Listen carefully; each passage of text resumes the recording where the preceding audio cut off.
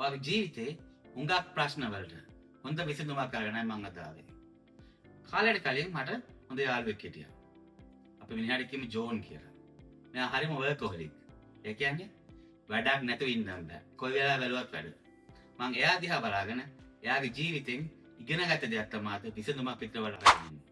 ඔයා දුකෙන් දෙන්නේ වැඩ කරන්න. ඔයාගේ දුක නිකම්ම අමතක කරලා යනවා.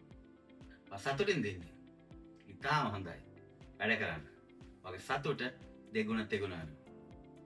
ඔයා දුප්පත්ද? වැඩ කරන්න. වැඩි කාලයක් ඔයාට දුප්පත් වෙලා ඉන්න වෙන්නේ නැහැ. ඔයා රිච්ද? වැඩ කරන්න. ඔයාගේ ස්ටැබිලිටි එක තව වැඩි වෙනවා. ඔයා ළඟදී ආදරෙන් පෙරදුනාද? වැඩ කරන්න. අලුත් ආදරයක් ඉතාම ළඟදීම ඔයාට හම්බ වෙනවා. ඔයා ළඟදී ආදරයක් හම්බුණාද? වැඩ කරන්න. ඔයාගේ පාර්ට්නර් ඔයාට තව ආදර වෙනවා. දැන් මෙහි වෙලාව රෑ 10යි. ඒ කියන්නේ ලංකාවේ නම් පාන්දර 3:00යිනේ. ඔයා හිතන්නේ ජෝන් මේ වෙලාවේ මොනව කරනවද? වැඩ කරනවා? නෑ. ජෝන් මේ වෙලාවේ හොඳටම නෙති. working hard කියන්නේ පැය 24 වැඩ කරන එක නෙමෙයි. working hard කියන්නේ වැඩ කරන වෙලාවේ focus කරලා smart විදිහට වැඩ කරන එක. මගේ message එක simple. work hard, work smart.